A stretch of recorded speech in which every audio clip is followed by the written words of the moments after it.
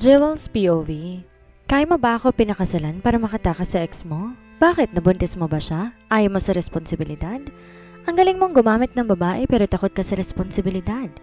Namilog ang mga mata niya na mabilis dumapaw ang mga labi ni Anton sa labi niya. Di rin pa nito na tila ayaw nitong marinig ang sinasabi niya. Kung hindi niya pa to sinima ng tingin, hindi siya nito pakakawalan. Napasinghap siya na maghabol ng hininga. You talk too much, Jewel. Wala sa mga sinabi mong rason ko. Margie was my ex and she will remain that way. Hindi rin siya buntis. We parted ways for years. Paliwanag dito. Napaiwas siya ng tingin. Pero nasa ng labi niya at ayaw niya nang tumingin dito dahil baka hagka na naman siya nito. And about responsibility? Handang-handa ako sa responsibilidad kaya nga kita pinakasalan. Patuloy nito na bahagya niyang kinamaang. Naparanok siya at binilik ang tingin sa lalaki. May maliit na itong ngisi sa labi. Siya na ang nahiya. Masyado yata siyang mabunganga kanina. Kumain na lang tayo, aayusin ko lang to. Nahihiyang anyaya niya. Kaya lang tumayo si Anton ng tuwid at namulsa sa suot nitong khaki short. Tinignan pa nito ang relong pambisig. Don't bother. Aalis din ako ngayon. May gagawin pa ako. Pagpapaalam nito. Biglang nawalan siya ng gana. Sumiksik ang pagkadismaya at inis sa puso niya. Aalis na naman to. Napirmi ang mga labi niya at tumingin sa lababo. Hindi ka ba magtatagal dito? May problema ba sa apartment ko? Lagi ka nalang umaalis. May inis na reklamo niya. What? Naguguluhang tanong ni Anton. Napairap siya at nanggigil. Hindi ba to aware sa ginagawa nitong pangiiwan sa kanya palagi? Jewel, what are you saying? Litong tanong pa rin ito. Tuloy na siyang nainis. Ngayon, Jewel na lang ang tawag nito. Nawala ang aber o Messi. Baka naman talagang tapos na to sa kanya kahit may parigalo kanina. Nagtitimpi siyang humarap dito. Naiinis siya pero nararamdaman niya ang kirot sa puso niya. Hindi ba talaga nito kaya manatili sa tabi niya? Tumikim siya para maramola ang pananakit ng lalamunan niya. Bukas ang pinto, Mr. Montero, makakaalis ka na. Matabang niyang bigkas. Tinalikuran niya to at walang marinig na salita mula rito. Di niya nahihintayang marinig pa ang pinto sa pag-alis nito. Gusto niya na lang matulog sa kwarto pero napasigaw siya na higitin nito ang braso niya dahilan upang mapalapit dito at muling mapaharap. Fine, hindi na ako aalis. Senserong bigkas nito at tinawid ang distansya ng mga labi nila. Di inaasahan ni Jewel ang paghagka na iyon ni Anton. Mulat pa ang mga mata niya pero kusang pumikit ang mga iyon nang magsimulang gumalaw ang labi nito. Umikot na rin ang dalawang braso nito sa kanyang bewang. Kusa siyang nagpatangay at sinagot ang mga iyon na magsimulang gumalaw ang labi nito. Umikot din ang dalawang braso nito sa kanyang bewang. Nag-atras pa siya pero nasa mesa ng tinamaan niya. Kumapit lang siya mahigpit dito lalo na maglakbay na ang labi ni Anton sa kanya. Ang isang kamay nito ay ekspertong tinatanggal ng botones ng damit niya. Pawang mahihinang sigaw lamang ang nagawa niya. Oh my, I miss you so badly. May diing bulong nito bago kinala sa likod niya ang suot niyang brassiere. Bumaba ang haga nito sa kanyang balikat patungo sa pagitan ng kanyang harap. Hindi nga nito alam kung saan niya tinapon ang damit niya. Ang importante lang sa kanya ng mga oras na yon ay ang init at sensasyong nararamdaman niya na naglalakbay sa kanyang katawan. Maya-may naramdaman na lang din niya na undies na lang natira sa kanya. OMG, madadala mo ko? Pawas niyang tanong matapos siya nitong buhati ng walang paalam. Gumisi lang to at muling hinuri ang mga labi niya bago naglakad papunta sa kwarto. Sinigot niya ang mga hagkan nito. Pero nang ibaba siya nito sa kama, nilokob siya ng parehong kaba at ligaya. Humiwalay si Anton na namumungay niyang pinagmasdan ang pagtatanggal nito ng suot sa kanyang katawan. Pero napaiwas siya ng tingin nang alisin nito ang sariling pang ibaba. Bigla tuloy nanuyo ang lamunan niya at tila lalag natin siya sa init. Di nagtagal sinimulan na ni Anton sa kupin siya. Di niya mapigilan ang mumunting sigaw sa pinaghalong sakit at sensasyon mula sa mabilis itong sagaw. At nabibitin sa ere ang paghinga niya. Kagat-kagat niya ang labi pero umaawang yon tuwing bumibilis ang galaw nito. Nakalimutan nga yata ni Anton na una niya yon at di napigilan ng sariling bilisan ang paggalaw. Ilang malalim at marahas na paggalaw pa mula rito, alam niya maaabot na nila ang sukdulan. At di nga siya nagkamali. Matapos ang isang malakas na galaw ni Anton, sabay nilang naabot ang rurok ng kaligayahan. How was it? Inihingal pang tanong ni Anton habang pinapataka ng hagkan ng labi niya. Huminga siya ng malalim, Pilit minumulat ang mga mata niya, ngunit tila naubos ang lakas niya. Ayaw na rin niyang isipin ang imahe ng magkadikit nilang katawan. Baka magising muli ang init sa kanyang katawan. Gumalaw siya upang humiwalay ng lalaki sa kanya pero pinirmi nito ang bewang niya. Napabulong siya na mahina na kinamuran nito. Tingin niya hindi siya nito titigilan kung hindi siya sasagot. It was tiring. Inaantok niyang bulong bago mahigpit na hinagpos ang katawan nito. Sana'y pagising niya nasa tabi pa rin niya si Anton. Sa kabilang banda, nagmulat pa lang ng mga mata ni Jewel, agad nang kumapa ang kamay niya sa kanyang tabi. Agad siyang nadismaya at titira na napasimangot matapos walang mayakap na Anton sa tabi niya. Dismayado siyang nagmulat ng mga mata, ngunit agad napahawak na siya sa kanyang harap matapos mabungaran ng pagmumukha ni Anton. Nakatunghay ito sa kanya at nakangisin na nakakaloko. Miss mo na ako agad? Bulong pa nito. Umirap siya tuminga ng malalim. Sinisigurado ko lang wala ka na? Kunwaring sagot niya bago patagong ngumiti. Nababaliw niya ata siya para kiligin na nandito pa rin to at hindi umaalis. Really? As far as I can remember, ikaw ang ayokong umalis. Panunokso nito. Kinagat niyang labi tilikuran to. Di naman kita pinipilit na manatili dito. Labas sa ilong na sagot niya. That's not what I understand last night. Akala ko nga iiyak ka pa kagabi kung aalis ako. Mayabang na bulong nito bago niyakap ang tiyan niya. Nahigat niya ang hininga niya nang pumunta ang malapad nitong palad sa walang takip niyang tiyan. Mahina niyang ginanawang balikat upang lumayo ito, ngunit sumiksik lang to sa balikat niya. Ang aga pa para ka ng linta dyan, pasaring niya. Mahinang humalakak si Anton bago patakan ng hagka ng balikat niya sa kanyang kinapikit. Gigisingin talaga dapat kita, Missy. Imporma nito. Napamulat ang mga mata niya lalo na't matapos maramdaman ang paggawa na maliit na bilog ng kamay nito sa kanyang tiyan. Tila kinikiliti yon sa masuyong paraan. Bakit mo naman ako gigisingin, Aber? Nabigla siya sa antisipasyon. Maraing niyang pinagdikit ng mga hita at unti-unti ring nabubuhay ang mga tibok sa puso niya. Hindi sa kaba kundi sa excitement. Magpapaalam na sana ako. Bulong nito na bumasag sa pantasya niya. Nawala biglang alip-tap-tap na magsisimula pa lang sanang painitin ng paligid at katawan nila. Ang nag-init ay ang dugo niya. Lumayas ka na. Bigla ang sagot niya. Imbes mainis si Anton mulitong tumawa. Gusto mo na ako lumayas? Kabaliktaran ba yan, may Aber? Suyo ni Anton ngunit umusog siya palayo rito. Totoo yan. Sana hindi mo na lang ako ginising. Bulong-bulong niya sa sarili. Para may mabigat na bagay na nakadagan sa puso niya. Dapat ayos lang sa kanya na lumalayas to dahil di niya naman to gusto. Kaya lang nag-iba yata ang ihip ng hangin sa kanya. If I do that, you'll get mad again about leaving you without notice. Paliwanag nito. Ganon din naman ang gagawin mo ngayon, Mr. Montero. Pinuyat mo lang ako. Maktol niya. Napahalakak to, tila ba natuwa pa sa reaksyon niya? Tumigil ka nga, kaasar ka? Reklamo niya sa pagtawa nito. Bakit parang dati para tong yelo sa lamig? Ngayon naman puro to halakhak. Sira ka? Fine. I'll give you a memory before I leave. Bulong nito. Nanlaki ang mata niya nang bigla na lang tong pumunta sa harapan pero agad niya tong pinigilan. Umalis ka na nga? Ba't kasi ginising mo pa ako? Natahimik siya matapos masalubong ang pagseryoso ng titig ni Anton. Di rin siya nakapalag ng igiyan nitong mga kamay niya sa batok nito. That's the purpose. I don't want you to leave again without your knowledge. I don't want you to overthink. Paos nitong bulong. Okay nga lang, umalis ka. Peste ka, Anton? Mahinang sigaw niya matapos itong hagkan ang kanyang tiyan. Sa tingin niya, mangiiwan na naman to ng marka doon. Naging marupok na naman siya sa mga haplos sa tagkan nito. Nawala biglang pagmamaktol niya at ang kaninang pagrereklamo niya na uwi lang sa pagpapaubaya dito. Muli nag-isa ang kanilang katawan na puno ng mahinang sigaw ang kanyang kwarto. Sa kabilang banda, di na nga tumutol sa Jewel na magpaalam si Anton dahil nilalo na siya ng pagod at antok. Naalala niya hinagkan siya nito sa noo na hindi niya namalayan ng oras. Nagising na lang siya ulit matapos tumunog ang kanyang cellphone. Inaantok niya yung kinuha at sinagot. Jewel, may sakit ka ba?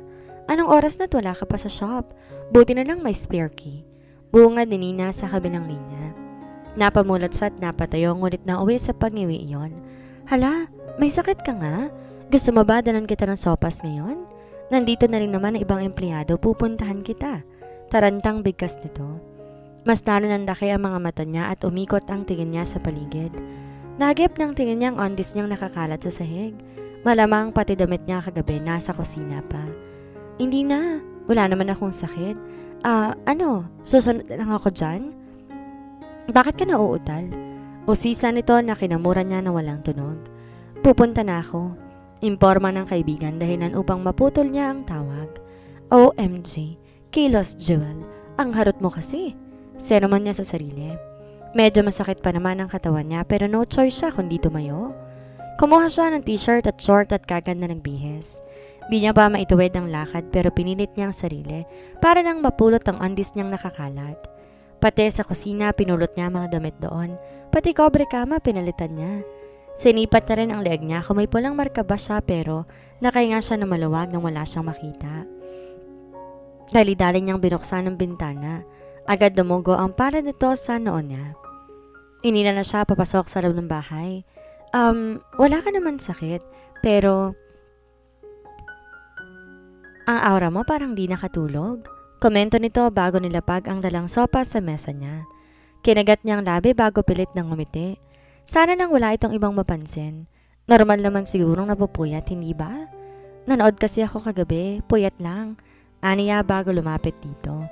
Kaya lang kinalampag ang puso niya na mapatitig si Nina sa lakad niya. May pilay ka ba? Wala. Oo. Natapilok ako kagabi. Magulong depensa niya. Nalingkit ang mga mata ng kaibigan na tila hindi naniniwala sa kanya. Alam niya nagdududa na ito kaya agad niyang tinuro ang banyo. Ligo na ako. Magkape ka muna dyan. Nangangiwing paalam niya bago tinungo ang banyo. Pagkasara ng banyo, tumatahip sa kaba ang puso niya. Para pa namang investigador si Nina. Lagot siya kapag nabuking siya nito. Winaksin na lang niya ang kaba at sinubukan niyang maging normal pagkatapos maligo. Magtatanong pa nga sana si Nina pero agad siyang dumiretso sa kwarto para makapagbihis na. Tinagalan pa niya ng kaunti para kumalma, kaya lang kinatok siya nito. Jewel, may delivery boy sa labas, hinahanap ka, sigaw nito. Napatigil siya sa pagsuklay at agad lumabas. Napalukip-kip si Nina na sumunod sa kanya patungo sa pinto. Wala tong sinasabi pero ramdam niya gusto siya nitong talakan. Delivery po para kay Miss Jewel Troliano. Magalang na bigkas ng rider kaya lang natulala siya matapos itong iabot ang punpon ng bulaklak sa kanya. Nakakatambo ka ha? Hindi mo malang sinabi na may admirer ka? Bulong ni Nina. Ha? Wala akong admirer. Bumagal ang boses niya matapos lumipad ang tingin niya sa maliit na card. Peace offering for leaving you early in the morning? Sa utak niya lang binasa yon. Namilog ang mga mata niya at agad nilokot ang card. Alanganin siyang umiti sa kaibigan na naniningkit pa rin ang mga mata sa kanya. Di naman ito nabasa, diba? Thank you, kuya. Aniya lang sa rider upang makatakas na sa mapanuring tingin ni Nina. Ang hirap pag sinungaling sa kaibigan. Akmang isasara niya ng pinto ngunit nagsalita pang rider. Ma'am, kasi ano po? Nahihiyang bigkas nito. Ano? Magkapanabay na tanong nila ni Nina. Napakamot to sa batok at nahihiyang ngumiti. Ano po? Hindi pa po kasi bayad yan. Cash on delivery po? Nangingiwing imporma nito dahilan para mapanganga sila ni Nina. Pesting Anton, ginawan pa siya ng bayarin. Anton's POV. You ordered the flowers? Tanong ni Anton kay Aldrin na kasalukuy nagdadrive. Ayaw niya man sumama, kailangan niyang umattend sa meeting nila sa Montero Empire Realty. Panigurado makikita niya ron ang ama ni Margie at yun ang iniiwasan niya. Idagdag pa ang lolo niyang mahilig magmanipula. Kinagat niyang labit na laro sa kanyang kamay ang hawak na cellphone habang nakasandal sa passenger seat. Nagtatalo ang kalooban niya kung papadalhan ba niya ng mensahe sa Jewel o hindi.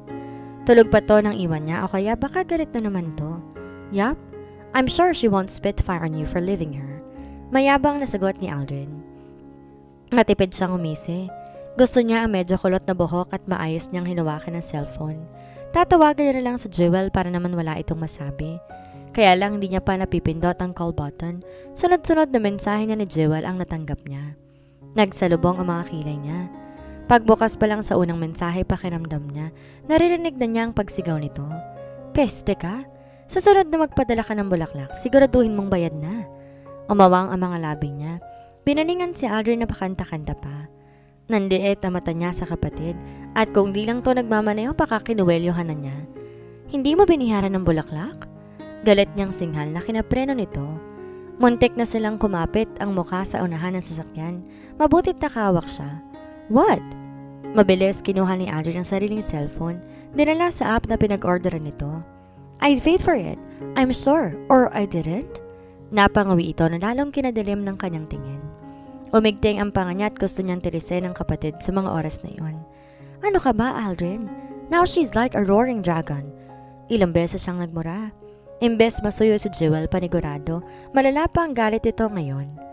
Naiinis niyang nilawagan ang suot na necktie, halos mangiwi na sa mensahe nitong may pagmumura at pinapalaya siya. Well, that only cost 5,000 pesos. I'm sure she can pay it. Baliwalang bulong ni Aldrin bago pinandar muli ang sasakyan. Halos magdikit ang mga kilay niya habang pilit tinatawagan ang numero ni Jewel pero mukhang nakablock ng number niya. Sira ka talaga. Look at what you've done. Inis niyang bigkas. Alanganing tumawa si Aldrin habang pinapark ng sasakyan sa harap ng building. Calm down, bro. There are so many fishes in the sea. Pagrarason pa nito. Kung alam lang nitong asawa niya si Jewel, hindi niya yun masasabi sa kanya. Order her again. Make it 2 and make sure you'll pay for it. Madiin niyang utos sa kapatid bago lumabas ng sasakyan.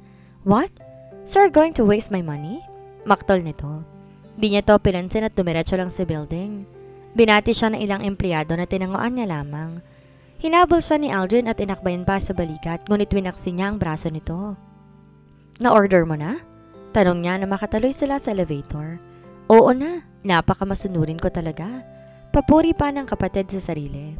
Malamig siyang tumingin sa salamin ng elevator. Mas malaking problema pa yata si Jewel kaysa makarap ang tatay ni Margie. Binayaran mo agad, paninigurado niya. Nagmadali si Aldrin na pindutin ang cellphone niya bago sunod-sunod na nagmura. Doon palang kinutuban na siya. Aldrin? May bantang bigkas niya. Oh my, nalimutan ko. I clicked on cash delivery again. I'm sorry. Tinaas nito ang mga kamay ng kwelyuhan niya ito. Hindi man lang bumalakid ang takot sa kapatid niya. Nakangisi pa to tila sinasadya ang ginawa. Sasaktan na talaga kita, Aldrin. Dinain niya pa ang kamay sa leeg nito. Ngunit agad niyang nabitawan ng kapatid matapos magbukas ng elevator. Pareho silang natigilan matapos makitang nakatayo sa harapan nila ang lolo Dante nila at si Mr. Melvin Carillo. Wala sa loob na pinagpagan niya ang suit ni Aldrin at kunwaring umisi. I miss you, bro. Kunwaring bigkas niya. Umingos ang kapatid niya at winaksi ang kamay niya.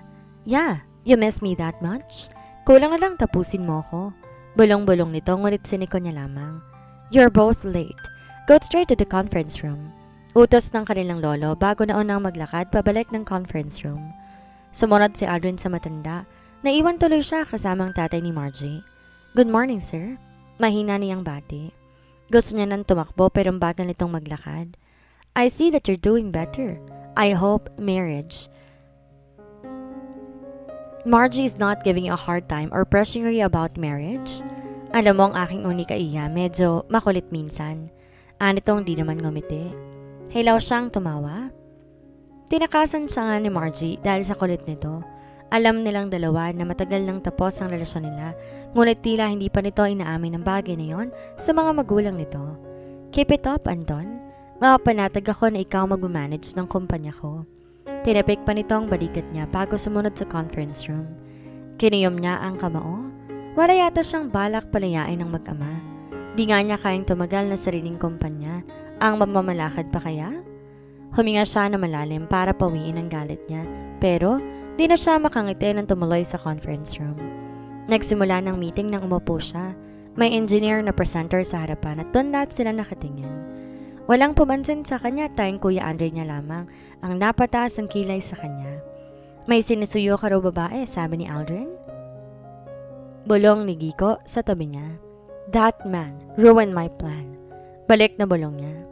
Mahinang tumawang kaibigan. Women are unpredictable. If you cannot date them, make love to them. Suggestion pa nito. Napailing siya. Malabo yun kay Jewel. Tigresa yun at malamang ni pagkausap na maayos hindi nito ibibigay sa kanya. Nanahimik si Giko sa tabi niya at nakinig. Sumandal siya sa upuan at tinutukan tingin sa PowerPoint pero na mag-vibrate ang cellphone niya agad na yung kinuha. Pagkakita lang sa pangalan ni Jewel, nagdasal siya ng 10 beses sa utak niya. Pero nang mabasa niya ang mensahe nito, sunod-sunod siyang napamara na mahina, na higit pa sa 10. Huwag kang magpapakita sa akin, bugok ka.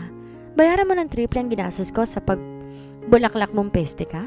Pagbabasa niya sa kanyang isip. Dinig niyang mahinang tumawa si Giko at tila nabasa rin iyon. Mukha yatang mabangis ang iniirog mo. Komento pa nito. Napailing siya at hindi ito pinansin. Gusto niya nang hilahin ng oras o kaya tumakas. Tiyak mahihirapan na naman siyang manuyo. Tsinaga niyang meeting kahit pa hindi naman siya nakikinig. Nang matapos at magsitayo na ibang naroon, tumayo na rin siya. Napatigil lamang siya na may tumapik sa balikat niya. Sana paunlakan mong dinner sa bahay namin kapag di ka na busy, iho. Anyaya sa kanya ni Melvin Carillo na matipid lang niyang kinangiti. Mabuti na lang umalis na rin ito. You heard your future father-in-law, Anton? Mag-attend ka ng dinner. Nakakaya't tiwala pa naman siya sa'yo. Sermon ng lolo niya. Do not force him, Lo. Sabat ng Kuya Andre niya. I am not forcing him. Sinasabi ko lang ang mga responsibilidad niya, apo. Mukhang nakakalimot ang kapatid mo. Malamig ditong bigkas dahilan upang walang makasagot sa kanilang magkapatid. Kumiyom ang mga kamaon niya. Ayaw tanggapin ng lolo niya na dagat ang gusto niya at hindi opisina. Mary Margie, Anton, ayoko may marinig pang reklamo sa'yo. Paalanan nito bago tumalikod. Pumikit siya na mariin. Di siya magiging sunod-sunuran dito. Pagmulat niya, napatitig siya sa likod ng matanda. Inipon ang lakas ng loob bago nagsalita. Stop, Lo. Give me a second. I want to tell you something. Tumigil to pero hindi siya nilingon. What is it, Anton? Time is running. I'm already married, Lo. Kasal na ako, di na pwedeng magpakasal pa kay Margie. Matapang na pag-amin niya. Narinig pa niyang may nahulog na ballpen ngunit hindi niya pinansin. Ang atensyon niya ay nasa kanyang lolo Dante. Bigla'y kinabahan siya nang humarap ito at bumuka ang mga labi. Get rid of that girl. End the marriage. You're not in love with her. Malamig nitong utos. Umawang ang mga labi niya. Bigla gusto niyang magwala sa gusto nitong mangyari. Ramdam niyang maging mga kapatid niya ay nagulat sa sinabi nito. Alam nilang lahat na respetado nito ang pagpapakasal ng kahit na sino. Ayaw nito ng himalayan. Kumuyom ang kanyang mga kamao. What? Gusto niyong sirain kong sarili kong kasal? Malamig siyang tiningnan ng kanyang lolo. Ikaw ang sumira sa usapan, Anton. Kung hindi si Carillo ang asawa mo, wag na lang. Nagtagay sa mga bagang niya. Tila nawawalan siya ng respeto sa sarili niyang lolo. Baka gusto ninyong makilala ang babaeng pinakasalan ko. She's that girl. Shut up, Anton. Dinig niyang mariing singhal ng kanyang Kuya Andre. Hinila pa nito ang balikat niya, tinago siya sa likod nito. Hinawakan pa siya ni Aldrin sa braso. I'm sorry, Lo. We'll talk to him. Hinging paumanhin ng kuya niya sa kanyang lolo. Pakiayos ang disposisyon ng kapatid ninyong yan. I don't care whoever the girl is. She's nothing. If she's not a Carillo. Mapanganib na bigkas na matanda bago sila tuluyang iwan. Nagpumigla siya sa hawak ng mga kapatid at gustong habulin ang lolo niya. Gusto niya ang mga tuwiran lalo pat alam niyang nasa tama siya. Calm down, Anton. Hindi ka mananalo kay lolo? Madaing bulong sa kanyang Kuya Andre. Parang di niyo naman kilala ang lolo ninyo. Ang daming pakulo. Baka may ibang plano para sa'yo? Ani Angeline na nakasandal sa mesa. Tss, iba kayo, iba ako. Alam niyang pasaway ako kaya ganyan siya. Ha? I don't think so. He wants what's best for the West, all of you. Sure ako na kapag sinabi mong di mo gusto, hindi niya itutuloy. Yun nga lang, pahihirapan ka muna. Gumisi sa kanya si Angeline at sumang-ayon ang Kuya Andre niya. Bumaga na lamang siya na marahas na hangin. Wala rin naman siya magagawa. Sa ngayon, mas maganda pa yata suyuin niya sa Jewel. Asawa mo ang pinadalhan ko ng bulaklak kanina? Wala sa loob na bigkas ni Aldrin. What's the name? Kuryosong tanong ni Angeline. Jewel Troll. Shut up, Aldrin. You don't have the right to speak her name. Singhal niya sa kapatid. Parang ayaw niyang may ibang sumasambit sa pangalan ng Jewel. Hindi siya natutuwa sa bagay na yon. You're married but you're not wearing a ring.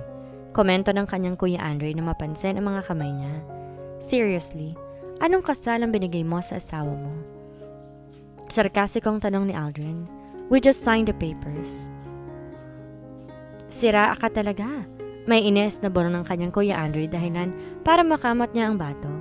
Are you describing yourself, Andre? Sabat naman ni Angeline. Naningkit ang mga mata ng kanyang kuya. Our story is different, sweetie. Ako na lang palang walang love life dito. Singit ni Aldrin. Mag-asawa ka na rin.